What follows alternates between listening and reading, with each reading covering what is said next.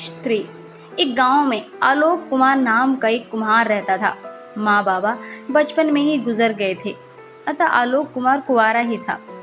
माँ बाबा की मौत से उसके नाजुक हृदय को ऐसा आघात हुआ कि वह दिन रात गुमसुम रहने लगा। गांव वालों ने उसे बहुत समझाया, किंतु उसे समझ नहीं आया। फिर एक दिन वह गांव से दूर एक पहाड़ी पर झोंपड़ी बनाकर रहने लगा, किंतु जीने के लिए अर्थोपार्जन ही तो करना था। कुछ दिन तक तो वह सदमे से निकल ही नहीं पाया, किंतु एक दिन उसे एक बाबा मिले। बाबा ने जब जाना कि वह पहाड़ी पर अकेला रहता है तथा उसके माता पिता नहीं हैं, तो वह उसके साथ रहने लगे। बाबा और आलोक की जोड़ी खूब जमी।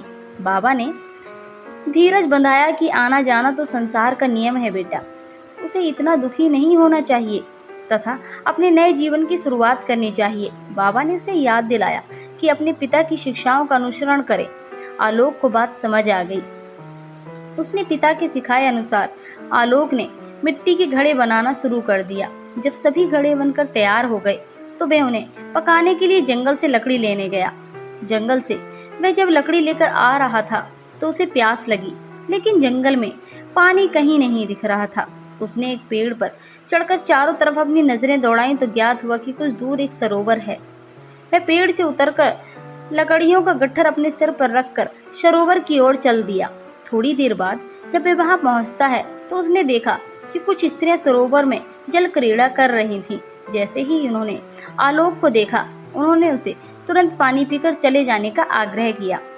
कुमार ने अब पानी पिया और चल दिया, किंतु भीगे वस्त्रों में स्त्री का रूप सौंदर्य का दर्शन के साथ ही यौवन की मादकता को देखकर आलोक का मन बार बार उन्हें देखने का मचलने लगा। वह चाहता था कि वह उनसे मित्रता करे, किंतु अपरिचितों से बातचीत आरंभ कैसे करे, इसका उसे कोई ज्ञान नहीं था। वैसे स्त्रियां भी वहां से चले जाने को कह चुकी थीं, इसलिए ललचाते हुए भी आलोक लाचार होकर चला गया। यौवन को आकर्षित करता है उसका यौवन, अतः बुद्धिमान मनुष्य को चाहिए कि वह सावधान रहे। घर पहुंचकर उसने आसमान की ओर देखा तो बादल घिर रहे थे, अतः उसने लकड़ियों को काटकर घड़ों को उस पर जमाया, किंतु समय भी उसके मानस पटल पर सरोवर वाला वही दृश्य नाच रहा था।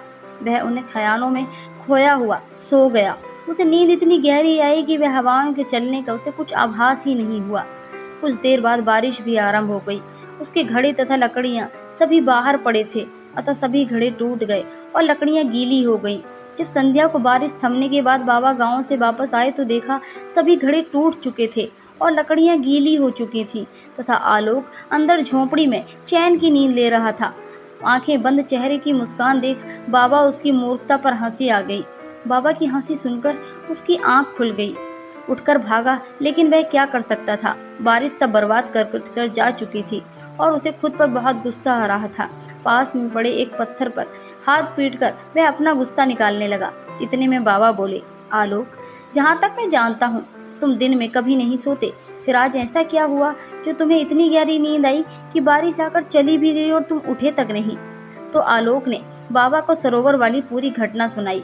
ये सुनकर बाबा बोले, बेटा, स्त्री के जिस रूप की तुम आकांक्षा रखते हो उसके दर्शन मात्र से तुम्हारा ये हाल है, तो यदि वह तुम्हें मिल गई तो फिर तुम्हारा क्या होगा, अंदाजा लगा सकते हो। स्त्री को जिस रूप में तुमने देखा वस्तुतः वह एक विकार है। स्त्री के देवीय दर्शन को अपने मानस में स्थापित करो तो वह तुम्हारे लिए अर्धांगिनी भी होगी और लाभकारी भी।